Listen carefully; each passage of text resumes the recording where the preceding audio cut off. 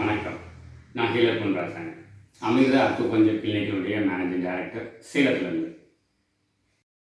குடும்பத்தில் அத்தனை மனிதர்களும் ஆரோக்கியத்தை கூடிய ஆனந்தம்தான் நிரந்தரமான முழுமையான ஒரு குடும்ப சந்தோஷம்னு சொல்ல முடியும். ஒவ்வொரு குடும்பத்துலேயும் அடிப்படையான மருத்துவ அறிவும் சின்ன சின்ன தொந்தரவுக்கு மருத்துவம் பார்த்து கொள்ளக்கூடிய ஒரு எளிமையான பாதுகாப்பு விஷயம் தெரிஞ்சிருக்கும் பட்சத்தில் அந்த குடும்பம் ஆரோக்கியமாக இருக்கும். பெரிய அளவில் பொருளாதாரத்தில் செலவு இல்லாமல் பார்த்துக்க முடியும். ஏதாவது ஒரு வகையான ஒரு அடிப்படை மருத்துவத்தை சின்னதாக நமக்கு நாமே பாதுகாத்துக்காம தெரிஞ்சுக்கிட்டால் நல்லதுன்னு எனக்கு தோணுச்சுங்க. அதனுடைய வெளிப்பாடு தான் டிசிஎம் அக்குபஞ்சர் பேசிக் வகுப்பு. இந்த வகுப்பு படிக்கிறவங்க சின்னதாக ஒரு நோயை பற்றினோ உடம்பை பற்றின ஒரு அவேர்னஸ், ஒரு விழிப்புணர்வு, ஒரு நாலேஜ் தெரிஞ்சுக்க முடியும், மருத்துவ அறிவோடு சேர்த்து. நல்லது. அனைவருக்கும் வணக்கம். நான் Amirtha acupuncture and health education institution from சேலம்லேருந்து ஹீலர் பொன் ராசா அவர்களுடைய மகன் ஹீலர் தமிழரசன் பேசுகிறேங்க. இந்த வீடியோவில் நம்ம எதை பற்றி பார்க்க போகிறோம்னா, டிசிஎம் அக்யூபஞ்சர் அப்படின்ற மருத்துவத்தை பற்றின தகவலை தான் பார்க்க போகிறோம். டிசிஎம் அக்குபஞ்சர்னால் என்ன, இந்த மருத்துவத்தில் என்னெல்லாம் இருக்குது, இதனுடைய பெனிஃபிட்ஸ் என்ன, இந்த மருத்துவத்தை கற்றுக்கிறதுக்கு என்னென்ன சிலபஸ்லாம் இதில் இருக்குது அப்படின்ற விஷயத்தை தான் இந்த வீடியோவில் நம்ம பார்க்க போகிறோம். ஃபஸ்ட்டு நம்மளுடைய உடம்பானது எப்படி இயங்குதுன்னா, ரெண்டு விதமான மெக்கானிசம் மூலியமாக இயங்குது. அதில் ஒன்று பார்த்திங்கன்னா நியூரல் மெக்கானிசம், அதாவது நம்ம பாடியில் இருக்கிற நர்வஸ் சிஸ்டம் மூலியமாக நம்ம பாடி இயங்குது. அதை நரம்பு மண்டலம்னு தமிழில் சொல்லுவோம். இன்னொரு மெக்கானிசம் என்னென்னு பார்த்தீங்கன்னா ஹார்மோனல் மெக்கானிசம். நம்ம உடம்புல இருக்கக்கூடிய ஹார்மோன் சிஸ்டம், அதாவது எண்டோக்ரைன் அண்ட் எக்ஸோக்ரைன் ரெண்டு விதமாக சொல்லுவோம். இன்னும் புரியுற மாதிரி தமிழில் சொல்லணும்னா சுரப்பி மண்டலம் மூலியமாகவும் நரம்பு மண்டலம் மூலியமாகவும் தான், இந்த ரெண்டு விதமான மெக்கானிசம் மூலியமாக தான் நம்மளுடைய உடலானது இயங்குது. நம்ம உடலில் வரக்கூடிய எந்த விதமான ஒரு குறைபாடாக இருந்தாலும், நோயாக இருந்தாலும், ஒரு அறிகுறியாக இருந்தாலும் இந்த ரெண்டு சிஸ்டமில் தான் வரும். நம்மளுடைய அக்யூபஞ்சர் மருத்துவத்தில் என்ன பண்ணுறோம் அப்படின்னா, நியூரல் மெக்கானிசம்னு சொல்லக்கூடிய நரம்பு மண்டலத்தை தான் நம்ம தூண்டி விடுறோம். அதை தூண்டுறதுக்கு நீடில், மாக்ஸா, கப்பிங்னு பல முறைகள் இருக்குது. பெரும்பாலும் பார்த்தீங்கன்னா அதிகபட்சமாக நீடில்ஸ் அப்படின்னு சொல்லக்கூடிய ஊசிகள், நம்மளுடைய முடி அளவுக்கு ரொம்ப மெல்லிசான ஊசிகளை பயன்படுத்தி தான் உடம்புல இருக்கக்கூடிய நர்வஸ் சிஸ்டமை ஆக்டிவேட் பண்ணுறோம். அந்த நர்வஸ் சிஸ்டம் ஆக்டிவேட் ஆனதுக்கப்புறம் என்ன பண்ணோம்னா, அது ஹார்மோனல் சிஸ்டம்னு சொல்லக்கூடிய அந்த ஹார்மோனல் மெக்கானிசமை ஆக்டிவேட் பண்ணி உடம்புக்கு தேவையான சுரப்பிகளை தூண்டி விட்டு அந்த திரவங்கள் சுரந்து உடலில் இருக்கக்கூடிய நோய்கள் குணமாகுது. இதுதான் அக்யூபஞ்சர் எப்படி வேலை பார்க்குதுன்ற ஒரு சிம்பிளான ஒரு சயின்ஸ். இந்த புள்ளிகளை தூண்டி விடுறோம்னு சொன்னோம் இல்லையா, நீடில் பண்ணுறது மூலியமா, அந்த பாயிண்ட்ஸ் எதில் இருக்குது, அதை எப்படி கண்டுபிடிக்கிறதுனா, அதுக்கு 12 விதமான பேத்வே இருக்குது. அதாவது நம்ம உடம்புல இருக்கக்கூடிய மிகப்பெரிய நரம்புகள் அப்படின்னு சொல்லலாம். அந்த மிகப்பெரிய நரம்புகளை தான் மெரிடியன்ஸ் அப்படின்னு அக்குபஞ்சரில் சொல்கிறோம். அந்த மிகப்பெரிய நரம்புகளை என்ன பண்ணியிருக்கோம் அப்படின்னா, அக்யூபஞ்சரில் 12 கேட்டகரியாக பிரிச்சிருக்காங்க. அந்த 12 கேட்டகரியும் உடம்புல இருக்கக்கூடிய பிரதானமான 12 உள்ளுறுப்புகளோடைய நேரடியாக தொடர்பில் இருக்குன்னு சொல்கிறாங்க. அப்போது ஒரு நரம்பை நம்ம தூண்டுறோம் அப்படின்னா, அது தூண்டும் போது நேரடியாக அந்த உள்ளுறுப்பு தூண்டப்பட்டு தான் அதுக்கப்புறம் மூளைக்கு போய் அதிலிருந்து தேவையான ஹார்மோன்ஸ் சுரந்து உடம்புல இருக்கிற நோயானது குணமாகுது. இதுதான் அக்யூபஞ்சரோட கான்செப்ட். உதாரணத்துக்கு பார்த்தீங்கன்னா, ஸ்டொமக் அப்படின்ற இறைப்பை அப்படின்னு சொல்லக்கூடிய உறுப்போட நேரடியாக தொடர்பில் இருக்கக்கூடிய நரம்பு மண்டலம், அந்த நர்வஸ் சிஸ்டமை, அதாவது மெரிடியன், அந்த சக்தி ஓட்ட பாதையை எப்படி தூண்டலாம் அப்படின்னா, அதுக்குன்னு ஒரு ரூட் இருக்கு. இந்த ஸ்டொமக்கோட இணைப்பில் இருக்கக்கூடிய மெரிடியன் ஆனது எங்கே தொடங்கி எங்கே முடியுதுன்னு பார்த்தீங்கன்னா, கண்ணுக்கு கீழே ST1 அப்படின்ற அந்த வர்ம புள்ளியில் ஆரம்பித்து அதில் ஒரு பிரான்ச்சு நேராக கீழே கன்னத்துக்கு வரும். கன்னத்துலேருந்து ஒரு பிரான்ச் பார்த்தீங்கன்னா நேராக தலைக்கு பக்கவாட்டில் சைடில் டெம்போரல் ரீஜனுக்கு போகும். அதுக்கப்புறம் பார்த்தீங்கன்னா கன்னத்துலேருந்து அந்த மெரிடியன் ஆனது அப்படியே கீழே தொண்டை வழியாக கீழே இறங்கி த்ரோட் வழியாக செஸ்ட்டுக்கு அப்புறம் அப்டமனை கிராஸ் பண்ணி நேராக கீழே பார்த்தீங்கன்னா கிராயின்னு சொல்லக்கூடிய இங்கினல் பகுதி, அந்த தொடை இடுக்கு பகுதிக்கிட்ட அங்கேருந்து முன்பக்க கால் தொடை வழியாக கீழே இறங்கி காலில் இருக்கிற 2வது விரலுக்கு முடிவடையுது. இதுதான் இந்த ஸ்டொமக் மெரிடியனுடைய சக்தி ஓட்ட பாதை. இதனால் நமக்கு என்ன பயன்பாடு அப்படின்னு பார்த்தீங்கன்னா, ஃபார் எக்ஸாம்பிள், 2வது விரலில் காலில் எலும்பில் ஒரு பிரச்சனை வருது, அந்த இடத்துல விரல் மடக்கினா வலிக்குது, இல்லை கால் பாதத்தை மேலே மடக்க முடியல, கீழே மடக்க முடியல, பாதத்தை ஊனுனா வலிக்குது, இல்லை கால் முட்டியில் வலி வருது, தொடைப்பகுதியில் வந்து மறுத்து போன மாதிரி இருக்குது, இல்லை அந்த இடத்துல வந்து இழுத்து பிடிக்கிற மாதிரி வலிக்குது, இல்லை வந்து பிறப்புறுப்பு பகுதிக்கு பக்கத்தில் அந்த இடத்துல ஏதாவது ஒரு பிரச்சனை இருக்குது, வயிறு வலிக்குது, இல்லை மார்பகத்தில் ஒரு கட்டி இருக்குது, மார்பகத்தில் ஒரு வலி வருது, தொண்டையில் பார்த்திங்கன்னா இன்ஃபெக்ஷன் இருக்குது, எதுவும் சாப்பிட்டா முழுங்க முடியல, அதே மாதிரி கண் பார்வை வந்து கிட்ட பார்வையாக இருக்குது, தூர பார்வையாக இருக்குது, பல்லு வலி இருக்குது, இல்லை ஒற்றை தலை வலி இருக்குது, இல்லை முகவாதம் ஏற்படுது, இந்த மாதிரி இப்போ நான் சொன்ன இந்த நோய்கள் எல்லாமே இந்த ஸ்டொமக்குன்னு சொல்லக்கூடிய இந்த ஒரு உறுப்போட தொடர்பில் இருக்கக்கூடிய சக்தி ஓட்ட பாதை அதில் வரக்கூடிய பாதிப்புகளுக்கான அறிகுறிகள். இவ்வளோ விதமான பாதிப்புகளையும் இந்த ஒரே ஒரு மெரிடியனை தூண்டுறது மூலிமா, ஸ்டிமுலேட் பண்ணுறது மூலிமா நம்ம சரி செய்ய முடியும். அந்த மெரிடியன்னா என்னன்றது தான் நான் ஆரம்பத்திலே சொன்னது, நம்ம உடம்புல இருக்கக்கூடிய நரம்புகள். அந்த நரம்புகளில் எல்லா இடத்தையும் தூண்ட முடியாது. இந்த ஒரு மெரிடியனுக்குன்னு 45 இடம் இருக்குது. அந்த 45 பிளேசஸ்லேயும் என்ன இருக்கும்னா நரம்புகளுடைய ரிசப்டர்ஸ் இருக்கும். அதாவது நம்ம தமிழ் மருத்துவத்தில் சொல்லக்கூடிய வர்ம புள்ளிகளை தூண்டிவிட்டு நம்ம உடம்புல இருக்கக்கூடிய நோயை குணப்படுத்த தான் அக்யூபஞ்சர் இன்னைக்கு மாடர்னாக சொல்கிறாங்க. அந்த வர்ம புள்ளிகள் எங்கே இருக்குன்னா நம்ம உடம்புல இருக்கக்கூடிய முக்கியமான நரம்புகளுடைய நுனிப்பகுதியில் இருக்குது. அந்த மாதிரி இந்த ஒரு உறுப்போட சம்மந்தப்பட்ட இந்த மெரிடியனில் மட்டுமே மொத்தமாக 45 வர்ம புள்ளிகள் இருக்குது. இந்த மாதிரி ஒட்டு மொத்தமாக 12 மெரிடியன்ஸுக்கும் சேர்த்து 12 உறுப்புக்கும் சேர்த்து அக்யூபஞ்சரில் 361 பாயிண்ட்ஸை வந்து கண்டுபிடிச்சி வச்சுருக்காங்க. அந்த 361 பாயிண்ட்ஸுக்குமே ஒவ்வொன்றுக்கும் ஒவ்வொரு செயல்பாடு இருக்குது. அது ஒவ்வொருடைய அமைவிடமும் வேறு, ஒவ்வொன்றுக்கும் தூண்ட முறை இருக்குது. ஒவ்வொன்றும் நம்ம உடம்புல இருக்கிற பல நோய்களை குணப்படுத்துது.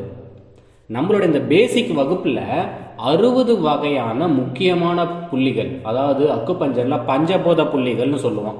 அதாவது நிலம், நீர், காற்று, ஆகாயம், நெருப்புன்னு ஒட்டுமொத்தமாக 5 பஞ்சபூதங்கள் நம்ம சொல்லுவோம். அந்த 5 பஞ்சபூதங்களையும் சம்மந்தப்பட்ட மாதிரி ஒவ்வொரு உறுப்புலையும் 5 புள்ளி இருக்குது. அப்போது மொத்தமாக 12 உறுப்புக்கு சேர்த்து 12 × 5 60 பாயிண்ட்ஸ். அந்த 60 வகையான பஞ்சபூத புள்ளிகளுடைய அமைவிடம், அதனுடைய வேலைகள், அதனால் குணமாகக்கூடிய நோய்கள், அதை எப்படி தூண்டுறது அப்படின்ற விஷயம்தான் இந்த வகுப்பில் நம்ம வந்து பார்க்க போகிறோம். உதாரணத்துக்கு ஒரு வர்ம புள்ளியை பற்றி எப்படி இருக்கும்னு இப்போ பார்க்கலாம். ST36 அப்படின்ற இந்த வர்ம புள்ளி எங்கே வந்து இதனுடைய லொக்கேஷன் இருக்குது அப்படின்னு பார்த்தீங்கன்னா, இதனுடைய அமைவிடம் நம்மளுடைய கால் முட்டி இருக்கு இல்லையா, அந்த பெட்டலா அப்படின்ற கால் முட்டியில் இருக்கக்கூடிய அந்த எலும்புக்கு கீழே 4 விரல் வச்சிங்க அப்படின்னா அந்த 4வது விரல் முடியக்கூடிய பகுதி தான் ST36. அதாவது டிபியா போனுக்கு வெளிப்பக்கமாக இருக்குது. இந்த ST36ன்னு சொல்லக்கூடிய வர்ம புள்ளியோடைய சீன பெயர் என்னன்னு பார்த்தீங்கன்னா யாங்ஷி. இதுக்கு இங்கிலீஷ்லேயும் நேம் இருக்குது. இங்கிலீஷ் ட்ரான்ஸ்லேஷன் என்னன்னு பார்த்தீங்கன்னா யாங் ஸ்ட்ரீம். சரி, இந்த வர்ம புள்ளியோடைய வேலை என்ன, இது என்ன நோய்களை குணப்படுத்தும் அப்படின்னு பார்த்தீங்கன்னா, ஃபஸ்ட்டு இது பஞ்சபூதத்தில் மண் மூலகத்தோட சம்மந்தப்பட்ட புள்ளி, அதாவது எர்த் எலமெண்ட்டுக்கான பாயிண்ட்டு. இந்த பாயிண்ட் என்ன பண்ணலான்னா, பொதுவாகவே ஸ்டொமக் அண்டு ஸ்ப்ளீன் இந்த 2 ஆர்கன்ஸ்லேயும் ஒரே நேரத்தில் வரக்கூடிய கம்பைன்டு டிசார்டர்ஸை ட்ரீட் பண்ணலாம். அதாவது இறைப்பையிலையும் மண்ணீரல்லையும் ஒரே நேரத்தில் பாதிப்பு இருக்குது ஒரு நபருக்கு அப்படின்னா அந்த நோய்களுக்கு இதை வந்து பொதுவாக வந்து பயன்படுத்தலாம். இந்த பாயிண்ட் வேறு எதுக்கெல்லாம் பயன்படுத்தலாம்னு பார்த்தீங்கன்னா, இந்த ஸ்டொமக் மெரிடியனுடைய வழிப்பாதை இப்போ நம்ம முன்னாடி இமேஜ் பார்த்தோம் இல்லையா, அந்த வழிப்பாதையில் கிராஸ் ஆகக்கூடிய எல்லா எலும்பு சம்பந்தமான பாதிப்புகளுக்கும் இதை பயன்படுத்தலாம். உதாரணத்துக்கு எலும்பில் வரக்கூடிய வலி, போன் பெயின், எலும்பில் ஏற்படக்கூடிய வீக்கம், எலும்பில் ஏற்படக்கூடிய ரொமட்டாய்டு ஆர்த்ரைட்டிஸ் மாதிரியான இன்ஃபெக்ஷன்ஸு, எலும்பு வந்து தேஞ்சு போயிடுச்சு, மூட்டு தேஞ்சு போயிடுச்சுன்னு சொல்கிறது, எலும்பு வந்து கிராக் ஆகுது, ஈஸியாக உடையிற மாதிரி இருக்குன்னு சொல்கிறது, எலும்பில் ஏதாவது கால்சியம் அதிகமாக டெபாசிட் ஆகிடுச்சின்னு சொல்கிறது, இல்லை எலும்பில் வந்து கேன்சரே வருது. இந்த மாதிரி அந்த மெரிடியன் போகிற வழிப்பாதையில் இருக்கக்கூடிய எலும்புகளில் வரக்கூடிய இத்தனை விதமான பாதிப்புகளுக்கும் பயன்படுத்தலாம். இது என்ன டெக்னிக்கில் தூண்டணும் அப்படின்னா, பர்பண்டிகுலர் முறையில் நீடில் செலுத்தி மார்க்ஸாக காட்டணும். நீடில்னா என்ன, மார்க்ஸானா என்ன, பர்பண்டிகுலர் மெத்தட்னா என்னன்னு அடுத்து வரக்கூடிய ஸ்லைட்ஸில் பார்ப்போம். இந்த புள்ளியோடைய அடுத்த வேலை என்னன்னு பார்த்தீங்கன்னா, இறைப்பை அதிகமாக குளிர்ச்சி ஆயிடுச்சு, அதாவது ஸ்டொமக் அதிகமாக கோல்டு ஆயிடுச்சுன்னா அந்த கோல்டை வெளியேற்றும். ஸ்டொமக்கில் குளிர்ச்சி அதிகமானால் அதனால் என்ன தொந்தரவு வரும்னு பார்த்தீங்கன்னா, குளிர்ச்சியான உணவுகள் எது சாப்பிட்டாலும் உடனே வயிறு வலி தாங்க முடியாத வயிறு வலி வரும். என்ன மெத்தட்னா இதை செடேஷன் முறையில் நீடில் பண்ணி மார்க்ஸாக காட்டணும். அடுத்து இந்த புள்ளியை மூணாவதாக பார்த்தீங்கன்னா ஸ்டொமக் ஆர்கன் தப்பாக மாற்றி வேலை பார்க்குது. உதாரணத்துக்கு ஸ்டொமக்கோடைய வேலை என்ன, எந்த ஒரு உணவு சாப்பிட்டாலும் அதை முழுசாக கூலாக அரைச்சி சிறுகுடலுக்கு ஸ்மால் இன்டெஸ்டைனுக்கு கீழ் நோக்கி அனுப்பணும். அதுக்கு பதிலாக ஸ்டொமக் எந்த உணவு சாப்பிட்டாலும் அரைக்காமல் வெளியவே எதிர்த்து தள்ளுது. ஈசோஃபேகஸ் மூலியமாக திரும்ப வெளியில் வாய்க்கே வெளியே கொண்டு வந்து தள்ளுது. அப்படின்னா என்ன அர்த்தம்? ஸ்டொமக்குடைய ஃபங்க்ஷன் தப்பாக வேலை பார்க்குது, ஸ்டொமக் சரியாக வேலை பார்க்கலன்னு அர்த்தம். அந்த மாதிரி இருக்கிறவங்களுக்கு இந்த புள்ளியை பயன்படுத்தலாம். அப்படி இருக்கும்போது என்ன அறிகுறிகள் வரும்? வாமிட்டிங், எது சாப்பிட்டாலும் வாந்தி வரும். நாசியான்னு சொல்லக்கூடிய குமட்டல் உணர்வு இருந்துக்கிட்டே இருக்கும். அடிக்கடி விக்கல் வரும். எது சாப்பிட்டாலும் எது கழிச்சு நெஞ்சுக்கு திரும்ப வந்துக்கிட்டே இருக்கும். அடிக்கடி சாப்பிட்ட உடனே ஏப்பம் வந்துக்கிட்டே இருக்கும். எது சாப்பிட்டாலும் என்னால் முழுங்கவே முடியல, தொண்டையில் அடைக்கிற மாதிரி இருக்குது, உள்ளார போக மாட்டேங்குது. இந்த மாதிரி அறிகுறிகள் இருக்கிறவங்களுக்கு எல்லாருக்குமே இந்த புள்ளியை தாராளமாக பயன்படுத்தலாம். என்ன பண்ணணும்னா செடேஷன் மெத்தடில் நீடில் பண்ணணும். அடுத்தது இது எல்லாம் தாண்டி இந்த புள்ளியை சில ஸ்பெஷலான அறிகுறிகளுக்கும் பயன்படுத்தலாம். அது என்னன்னு பார்த்தீங்கன்னா அசிடிட்டின்னு சொல்லக்கூடிய எரிச்சல், அது வயிறு எரிச்சலாக இருந்தாலும் சரி, இல்லை நெஞ்சு எரிச்சலாக இருந்தாலும் சரி, செடேஷன் முறையில் நீடில் பண்ணி தூண்டணும். அடுத்ததாக பார்த்தீங்கன்னா ஃபெட்டிக் அப்படின்னு சொல்லக்கூடிய அடித்து போட்ட மாதிரி உடம்புலாம் அசதியாக டயர்டானால் எப்படி இருக்கும், அந்த அளவுக்கு ஒருத்தவங்க சோர்ந்து போயிருக்கிறாங்கன்னா அவங்களுடைய எனர்ஜியை உடனே பூஸ்டப் பண்ணி இன்க்ரீஸ் பண்ணி தெம்பு வந்த மாதிரி ஒரு ஃபீலிங் கொண்டு வரதுக்கு இதே புள்ளியை டானிஃபிகேஷன் மெத்தடில் நீடில் பண்ணி மார்க்ஸாக காட்டணும். அடுத்தது ஒரு நபர் எப்பவுமே எனக்கு பசிக்கவே மாட்டேங்குது, எனக்கு பசியே சரியாக இல்லைன்னு ஒருத்தவங்க சொல்கிறாங்க, அதனால ரொம்ப சோர்ந்து போகிறாங்க அப்படின்னா அந்த பசி உணர்வை தூண்டுறதுக்கு இதே வர்ம புள்ளியில் டானிஃபிகேஷன் மெத்தடில் நீடில் பண்ணி மார்க்ஸாக காட்டணும். அடுத்ததாக சில பேர் பார்த்தீங்கன்னா வயிறு உப்பசமாக இருக்குது, எப்போ எது சாப்பிட்டாலும் எனக்கு வயிறு உப்பசமான மாதிரி ஒரு ஃபீலிங் இருக்குது, அதனால் அதுக்கப்புறம் எனக்கு சாப்பிட்ணுன்னே தோண மாட்டேங்குது. அந்த மாதிரி உணர்வு இருக்கிறவங்களுக்கும் இதே பாயிண்ட்டை செடேஷன் மெத்தடில் நீடில் பண்ணணும். இவ்வளோ விதமான அறிகுறிகளுக்கும் இந்த நோயை தீர்க்கறதுக்கு இந்த புள்ளியை பயன்படுத்தலாம் அப்படின்றது ஒரு பக்கம் இருந்தாலும் இதுக்கான முறை என்னன்னு பார்த்தீங்கன்னா ஒன்று நீடில் பண்ணணும், இல்லைனா மாக்சிபூஷன் காட்டணும். அப்போ நீடில்னால் என்ன அப்படின்னு பார்த்தீங்கன்னா இதுதான் நம்ம அக்குபஞ்சரில் பயன்படுத்தக்கூடிய ஊசி. இதனுடைய அந்த ஊசியோடைய நுணுப்பகுதி, அதனுடைய திக்னஸ் எவ்வளோ இருக்கும்னா நம்மளுடைய தலை முடி இருக்கு இல்லையா, தலை முடியோடைய ஒரு முடியை எடுத்து பார்த்தீங்கன்னா திக்னஸ் எவ்வளோ இருக்கும், சாதாரணமாக டக்குன்னு கண்ணில் அக்யூரேட்டாக பார்க்க முடியாது. அந்த அளவுக்கு மெல்லிசாக தான் இந்த ஊசி இருக்கும். அதனால் ஸ்கின்னுக்குள்ளே போகிறதே தெரியாது, பெயின் இருக்காது. அதுக்குன்னு சில ப்ராக்டிஸ்லாம் இருக்குது. சுத்தமாக பெயினே தெரியாமல் எப்படி ஒவ்வொரு பாயிண்ட்லையும் நீடில் பண்ணுறதுன்னு அந்த ப்ராக்டிஸ் எல்லாமே நம்ம இந்த வகுப்பில் சொல்லிக் கொடுப்போம். அப்படி இந்த ஊசியை பயன்படுத்தி 3 விதமான டெக்னிக் மூலயமா ஒவ்வொரு புள்ளியவும் தூண்ட முடியும். இப்போ டானிஃபிகேஷன் நீட்லிங் மெத்தட்னா மட்டும் என்னன்னு உதாரணத்துக்கு பார்ப்போம். டானிஃபிகேஷன் நீட்லிங் அப்படின்னா ஒரு புள்ளியில் மேலோட்டமாக நீடில் செலுத்தினா அதுக்கு பேர் தான் டானிஃபிகேஷன். உதாரணத்துக்கு LU6 அப்படின்ற பாயிண்டில் மேலோட்டமாக நீடில் செலுத்துறதுனா எப்படின்னு பார்த்தீங்கன்னா ஒவ்வொரு புள்ளியிலையும் நம்ம நீடில் செலுத்துகிறோம் அப்படின்னா அதனுடைய டெப்த்து ஆழத்தை 5 லேயராக பிரிக்கணும். ஃபஸ்ட்டு லேயர் ஸ்கின்னு, அடுத்து 2வது லேயர் மசில்ஸு, 3வது பிளட் வெசல்ஸு, 4வது போன் அண்ட் போன் ஜாயின்ஸு, 5வது லேயர் பார்த்தீங்கன்னா போன் மேரோ அண்ட் இன்டர்னல் ஆர்கன்ஸ். இதில் ஃபஸ்ட்டு 4 லேயரையும் டைரெக்டாக நம்மளால் நீடில் மூலிமா டச் பண்ண முடியும். கடைசியாக இருக்கிற போன் மேரோ அண்ட் இன்டர்னல் ஆர்கன்ஸ் அப்படின்ற லேயரை நேரடியாக நம்மளால் நீடில் மூலிமா ஸ்டிமுலேட் பண்ண முடியாது. அதுக்கு இன்னும் 2 மெத்தட்ஸ் இருக்குது, அதை அடுத்த ஸ்லைடில் பார்ப்போம். இப்போ உதாரணத்துக்கு இந்த LU6 அப்படின்ற பாயிண்ட்டை திடீர்னு ஒருத்தருக்கு மூச்சு திணறல் நைட்டு தூங்கிட்டு இருக்கும்போது ஏற்படுது அப்படின்னு சொல்கிறாங்கன்னா இந்த வர்ம புள்ளியில் நல்லா ப்ரெஷர் கொடுத்தாலோ இல்லை மாக்சிபூஷன் காமிச்சாலோ இல்லை டானிஃபிகேஷன் மெத்தடில் நீடில் பண்ணாலோ உடனே அந்த மூச்சு திணறல் சரியாக போயிடும். என்ன பண்ணணும் அப்படின்னா டானிஃபிகேஷன் மெத்தடில் நீடில் செலுத்துறதுக்கு நீடிலை நல்லா 30 டிகிரி அளவுக்கு சாய்ச்சி மேலோட்டமாக ஸ்கின்னிலேயே நீடில் உள்ளார செலுத்தணும். எவ்வளோ தூரம்னா சாதாரணமாக ஒரு 1/2 இன்ச் அளவுக்கு நீடில் உள்ளார செலுத்தலாம். இதுதான் டானிஃபிகேஷன் அப்படின்ற நீட்லிங் டெக்னிக். இதே மாதிரி செடேஷன்னா என்ன, பர்பெண்டிகுலர்னா என்னன்றதையும் முழு வகுப்பில் டீட்டெயில்டாக நம்ம பார்ப்போம். அடுத்ததாக பார்த்தீங்கன்னா நான் ஏற்கனவே சொன்ன மாதிரி ஃபஸ்ட்டு 4 லேயரை பார்த்தீங்கன்னா நம்ம நீடில் மூலிமா தூண்டலாம். கடைசியாக இருக்கிற 5வது லேயர், அதாவது எலும்பு மஜ்ஜையும் உள்ளுறுப்புகள்லையும், அது 2ஐயும் தூண்டுறதுக்கு நேரடியாக நீடில் மூலிமா பண்ண முடியாது. அதுக்கு ஆல்டர்னேட்டாக இருக்கிற மெத்தட்ஸ் தான் மாக்சிபூஷன்ற ஒரு தெரப்பி, இன்னொன்று கப்பிங் அப்படின்ற தெரப்பி. சைனாவில் பார்த்தீங்கன்னா சீன துளசி அப்படின்னு சொல்லுவாங்க. அந்த துளசியை எடுத்து காய வச்சு சுருட்டு மாதிரி அதை வந்து உருவாக்கி அதை பற்ற வச்சு சில நரம்பு முடிச்சுக்கள்னு சொல்லக்கூடிய வர்ம புள்ளிகளில் சூடு பண்ணும்போது அங்கே இருக்கக்கூடிய தெர்மோ ரிசப்டர்ஸ் ஆக்டிவேட் ஆகி சில நோய்கள் வந்து குணமாகும். அதாவது நீடில் மூலியமாக ஊசி செலுத்தி குணப்படுத்த முடியாத சில நோய்களை இந்த மாக்சிபூஷன்ற இந்த தெரப்பி மூலிமா குணப்படுத்த முடியும். உதாரணத்துக்கு இந்த மாக்சிபூஷன்ற இந்த தெரப்பியை பயன்படுத்தி கருவில் இருக்கிற குழந்தை 8வது மாதத்துலையோ இல்லை 9வது மாதத்துலையோ டெலிவரிக்கு பக்கமாக போய் ஸ்கேன் பண்ணும்போது குழந்தை தலைகளாக திரும்பிக்கிச்சு, ஆப்ரேஷன் பண்ணி தான் எடுக்கணும்னு சொல்கிறாங்க. அப்படின்னா ஆப்ரேஷன் பண்ணுறதுக்கே தேவையில்லாமல் அந்த குழந்தைய நேராக திரும்பி இயல்பாக நேச்சுரலாக வந்து நார்மல் டெலிவரி ஆக வைக்கிறதுக்கான ஒரு வர்ம புள்ளி தான் BL67 அப்படின்ற வர்ம புள்ளி. சைனாவில் கிட்டத்தட்ட 80% கேசஸ்க்கு பேஷண்ட்ஸுக்கு இந்த மெத்தடை பயன்படுத்தி நார்மல் டெலிவரி பண்ண வச்சுருக்காங்க. அது என்ன அப்படின்னா BL67 அப்படின்ற வர்ம புள்ளி நம்மளுடைய காலில் இருக்கிற சுண்டு விரலில் இருக்குது. அந்த வர்ம புள்ளியில் சில குறிப்பிட்ட நாட்கள் இந்த மாக்சிபூஷன்ற சிகிச்சை பண்ணுறது மூலிமா குழந்தை திரும்ப நார்மலாக திரும்பிக்குது. ஒரே வாரத்தில் நார்மல் பொசிஷனுக்கு வந்துடுது. சர்ஜரியே தேவையில்லாமல் நார்மல் டெலிவரி ஆகிறது குழந்தை ஆரோக்கியமாக அப்படின்னு கிட்டத்தட்ட 80% பேஷண்ட்ஸுக்கு அங்கே சைனாவில் இந்த மெத்தடை பயன்படுத்தி சக்ஸஸ்ஃபுல்லாக ரிசல்ட் எடுத்திருக்காங்க. இது நீடில் கூட செய்ய முடியாது, மாக்சிபூஷன் தெரப்பியில் தான் இது வந்து சாத்தியம். இதே மாதிரி பார்த்தீங்கன்னா பெண்களுக்கு கர்ப்பப்பை கீழே இறங்கிக்கிச்சு, யூட்ரஸ் வந்து ப்ரலாப்ஸ் ஆகிடுச்சு அப்படின்னு சொல்கிறாங்கன்னா அந்த கீழே இறங்கின கர்ப்பப்பை திரும்ப மேலே நார்மல் பொசிஷனுக்கு பழைய மாதிரி சர்ஜரி பண்ணாமையே மேலே கொண்டு வரதுக்கு நம்ம உச்சந்தலையில் ஒரு வர்மப்புள்ளி இருக்குது. அதான் டியூ 20 அப்படின்ற உச்சந்தலையில் இருக்கிற வர்மப்புள்ளி.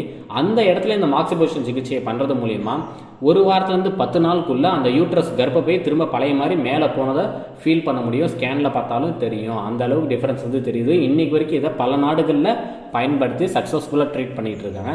அதே போல் பெண்களுக்கு பார்த்தீங்கன்னா மாதவிடாய் நேரத்தில் மென்சுரேஷன் ப்ளீடிங் ஆகும்போது சிவியரான அடிவயிற்று வலி வந்து ஏற்படும். அந்த மாதிரி ஸ்டொமக் பெயினும் ரொம்ப சிவியராக ஏற்படுது, பெண்களுக்கு வயிறு வலி தாங்க முடியாத வயிறு வலி ஏற்படுதுன்னா அந்த நேரத்தில் liver 3 அப்படின்னு காலில் இருக்கக்கூடிய பாதத்தில் இருக்கிற ஒரு வர்ம புள்ளியில் மாக்சிபூஷன் காமிக்கும் போது அந்த பெயினே இல்லாமல் முழுசாக வந்து கிளியர் ஆகிடுது. அவங்களுக்கு 5 நாளைக்கும் பெயினே இல்லாமல் மாதவிடாய் போக்கு ஏற்பட்டு ஆரோக்கியமாக வந்து அந்த மாதவிடாய் போக்கு முடிவடையுது அப்படின்றது இன்றைக்கி வரைக்கும் பல நாடுகள் எதையும் பயன்படுத்திகிட்டு இருக்காங்க. நம்மளுடைய ஹாஸ்பிட்டல்ஸ்லேயும் இந்த பாயிண்ட்ஸ் எல்லாத்தையும் நல்லா சக்ஸஸ்ஃபுல்லாக பயன்படுத்தி நாங்கள் ரிசல்ட் எடுத்துருக்கோம். இந்த மாதிரி மாக்சிபூஷன் தெரப்பியை பயன்படுத்தி நீடில் குணப்படுத்த முடியாத சில நோய்களை கூட இந்த மாக்ஸா தெரப்பியில் நம்ம வந்து குணப்படுத்த முடியும். இதையும் எந்தெந்த புள்ளிகளில் பயன்படுத்தலாம், என்னென்ன நோய்க்கு பயன்படுத்தலாம் அப்படின்றத முழு வகுப்பில் பார்ப்போம். இதே மாதிரி இன்னொரு தெரப்பி தான் கப்பிங் தெரப்பி. கப்பிங் தெரப்பினா என்னன்னு பார்த்தீங்கன்னா நம்ம ஊரில் பார்த்தீங்கன்னா அந்த காலத்துலலாம் இந்த செம்புனால் செஞ்ச சொம்பு, அதாவது காப்பர் சொம்பு இருக்கு இல்லையா, அதை சூடுபடுத்தி பின்னாடி முதுகில் சில இடத்துல கமுத்தி வைப்பாங்க. அதை அப்படியே சதையெல்லாம் இறுக்கி பிடிக்கும். எதுக்கு பண்ணுவாங்கன்னா இந்த மூச்சு பிடிச்சிக்கிச்சு இல்லை வந்து பின்னாடி சுளுக்கிக்கிச்சு முதுகில் அப்படின்னா அதுக்குள்ளே இந்த மாதிரி சூடு பண்ணி கப்பை வந்து கமுத்துவாங்க அப்படியே முதுகில். அப்படியே பார்த்தீங்கன்னா 5 to 10 நிமிஷத்தில் அதை எடுத்த உடனே அந்த சுளுக்கு போயிடும். இந்த கப்பிங் தெரப்பியை உதாரணத்துக்கு ஆக்சிபிட்டல் ஹெட்டிங்னு சொல்லக்கூடிய பின்பக்க தலைவலி, தாங்க முடியாத தலைவலி இருக்குது பின்பக்கமாக அப்படின்னா BL12 அப்படின்னு சொல்லக்கூடிய மேல் முதுகில் இருக்கக்கூடிய ஒரு வர்ம புள்ளியில் இந்த கப்பிங் தெரப்பி பண்ணுறது மூலிமா அந்த தலைவலி வந்து அப்படியே முழுசாக கம்ப்ளீட்டாக வந்து இல்லாமல் போயிடும். அதே மாதிரி சில பேருக்கு பாருங்கள் கீழே வந்து முதுகில் வந்து சுளுக்கிக்கும், பின்பக்கம் கீழே முதுகு சுளுக்கிக்கிச்சு அப்படின்னா முன்னாடி குமியவும் முடியாது, பின்னாடி நிமிரவும் முடியாது, படுக்கவும் முடியாது, உட்காரவும் முடியாது. அந்த மாதிரி தாங்க முடியாது இடுப்பு வலி அசைஞ்சாலே செமையாக ஒலிக்கும். கீழேயே இடுப்பு பகுதியில் இருக்கக்கூடிய BL25 அப்படின்ற ஒரு வர்ம புள்ளியில் கப்பிங் பண்ணுறது மூலிமா அந்த சுளுக்கே இல்லாமல் கம்ப்ளீட்டாக ரெக்கவரி பண்ணிட முடியும்.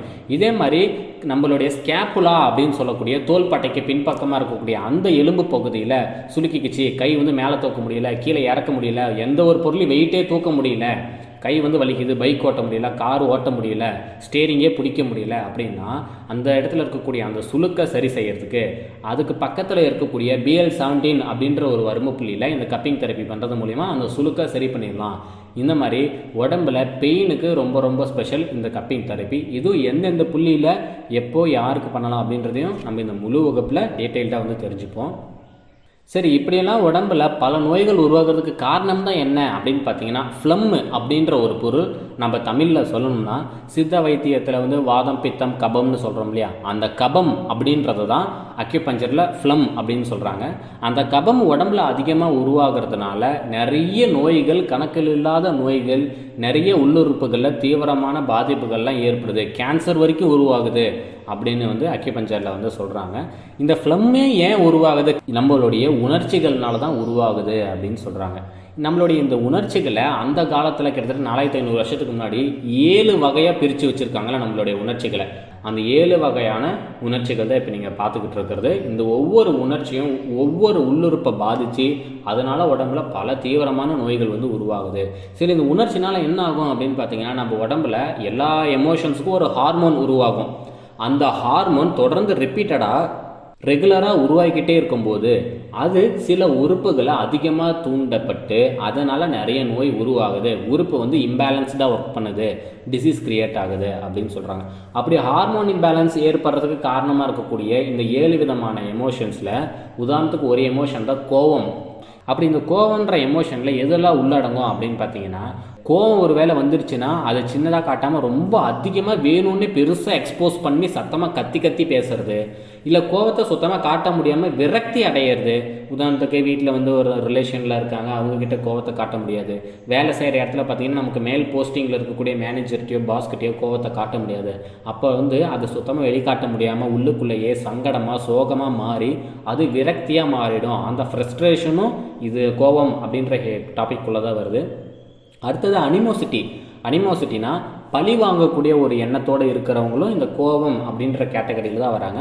இத்தனை விதமான எமோஷன்ஸையும் தொடர்ந்து ரெகுலராக ஒருத்தர் வந்து ஆளாயிட்ருக்காங்க அப்படின்னா அவங்களோட கல்லீரல் ரொம்ப வேகமாக பாதிப்படைஞ்சு ஃபேட்டி லிவர் ஃபெயிலியர் ஆகிறது, மஞ்சக்காமாலை வர்றது, இந்த மாதிரி தீவிரமான கல்லீரல் சார்ந்த நோய்கள் உருவாகிறதுக்கு வாய்ப்பு இருக்குது.